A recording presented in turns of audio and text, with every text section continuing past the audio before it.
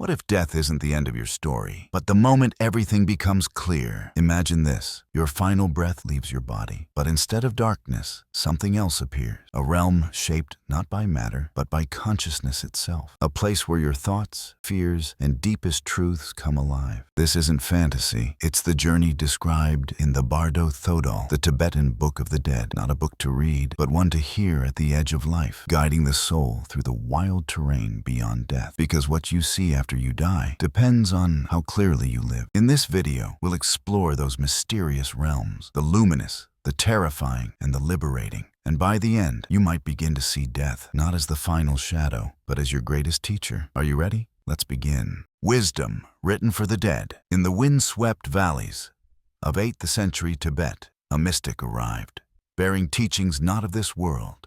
His name was Padmasambhava, though to Tibetan Buddhists, he is simply Guru Rinpoche, the precious master, equal parts sage, magician, and alchemist of the soul. He came not only to teach the living, but to guide the dead. He didn't just bring Buddhism to Tibet. He reshaped the Tibetan spiritual landscape, merging native shamanic practices with deep tantric insight, forging a system that viewed death not as an end, but as a path to enlightenment. It was under his direction that the Bardo Thodol was conceived, a sacred text whispered to the dying at the threshold of death. But it wasn't written for casual readers or theological debate. It was written as a tool of liberation, designed to be read aloud in moments of transition, when the soul teeters on the edge of dissolution. The word Bardo means in-between state. Thodol means liberation through hearing. Together, they form a manual for navigating the bardos, transitional dimensions that arise after death, when the ordinary self begins to dissolve,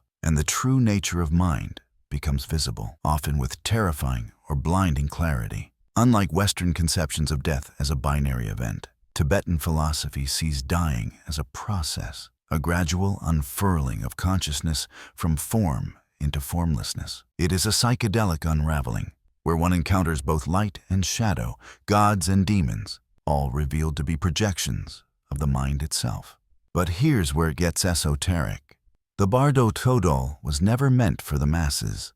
For centuries, it was part of the Terma tradition, hidden treasures, concealed by enlightened beings, to be discovered by future adepts when the world was ready. Why hide such knowledge? Because to gaze into the void unprepared is madness. The raw truths of the bardos can either liberate the soul or trap it in illusion, depending on the depth of one's training and the clarity of one's mind. Even the radiant light of pure awareness, known as the clear light, can be misinterpreted by the unready as a threat. And thus, the soul recoils, missing its chance for liberation and falling into another cycle of rebirth. The Bardo Thodol doesn't offer salvation through belief or dogma. It offers a mirror, and what you see in that mirror depends entirely on the mind you bring with you when you die. Yet, paradoxically, the teachings are not about death at all. They are about life, about stripping away the illusions we live by, so that when the final moment comes, we recognize what we truly are: consciousness, pure, unbound, eternal. The soul's journey through the bardos. To die is not to vanish. It is to awaken, to enter the strange, layered landscape of the bardos. The Bardo Thodol describes 3 principal states the soul traverses after death, each one a mirror, reflecting the mind's true condition. These are not places, but phases, each rich with opportunity, yet riddled with traps. Liberation is possible at every stage, but only for those who can recognize illusion for what it is. Chikai Bardo, the moment of death. The journey begins the moment the body exhales its final breath. As the organs shut down and the senses dissolve, consciousness begins to peel away from the physical shell. Most would imagine this moment as silent or dark. But in the Chikai Bardo, something extraordinary unfolds. A light appears, not a light like a lamp or the sun, but a boundless, blinding radiance. This is the clear light of reality, the primal awareness that underlies all existence. It is not outside of you, it is you. It is what the mystics have called the higher self, the Christ consciousness, the Atman, or Buddha nature. For the adept, Recognizing this light is the final liberation. In an instant, the illusion of separation dissolves and the soul merges with the Absolute. No rebirth, no suffering, just awakening. But there's a catch. Few are prepared. To the untrained mind, this light is overwhelming. Having spent a lifetime identifying with the ego, with form, with desire and fear, the ego recoils from this light, interpreting it as death itself. The soul turns away, retreating into the next phase, where the projections of the subconscious take form. 2. Chonyid Bardo, the Bardo of visions.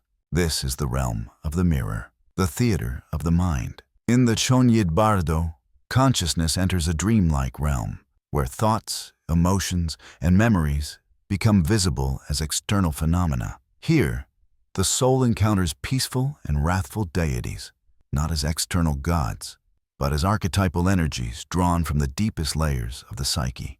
At first, the soul is greeted by radiant beings of light, Buddhas, bodhisattvas, luminous forms that emanate peace, wisdom, and compassion. These are the pure aspects of consciousness, the fruits of spiritual practice and virtue.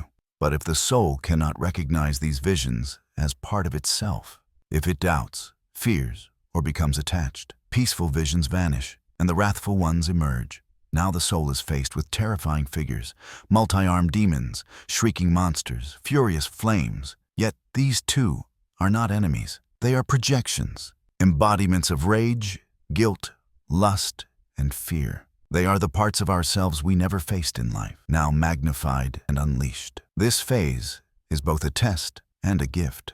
If the soul can recognize that all it sees, whether divine or demonic, is a creation of its own mind, it can pierce through illusion and attain liberation. But if it succumbs to fear or attachment, the soul spirals deeper into confusion, preparing for yet another birth. The Chonyid Bardo is perhaps the most misunderstood stage. Western psychology would call it a confrontation with the unconscious. Mystics would call it the Valley of Shadows. The Bardo Thodol simply calls it a mirror, and what you see depends on what you brought with you. Part 2. The pull of rebirth and the final choice. If the soul cannot recognize the clear light, if it cannot see through its own visions in the Bardo of illusions, then it is drawn forward irresistibly into the third and final stage, the Sidpa Bardo. Here, consciousness enters a state of increasing density. The soul, still unbound by flesh, begins to feel the gravitational pull of form once more. Desires stir, fears tighten their grip. A longing begins, not for freedom, but for familiarity. The storm of karma begins to howl. This is the Bardo of becoming, the place where rebirth is chosen, though not consciously. The Sidpa Bardo is not a realm of deliberation. It is a storm of attraction and aversion, in which the soul is drawn, like iron to a magnet, toward the womb that mirrors its dominant emotional and karmic patterns. According to the Bardo Thodol, the visions in this stage often feature couples in union. A metaphor, yes, but also a literal gateway. The soul, driven by desire or curiosity, enters these scenes, unaware that they are doorways into physical birth. The moment of conception is not random. It is karmically precise. Where you are reborn, your family, body, environment, even species, is a direct mirror of your unresolved emotions, attachments, and intentions from this and past lives. A soul steeped in fear may be reborn into chaos. A soul driven by greed may re-enter a world of scarcity. A soul craving love may find itself in a life designed to teach what love truly means, often through its absence. But not all are blind in the Sidpa Bardo. Some, those trained in life to recognize the mind's projections, can see this stage as the final challenge. They feel the pull of rebirth, but do not succumb. Instead, they detach, remaining lucid as the visions whirl. They understand the nature of the mirage. For them, another doorway opens, the return to the clear light, the chance to step off the wheel entirely. The Sidpa Bardo is both tragic. We are the authors of our own return. The soul returns not to suffer,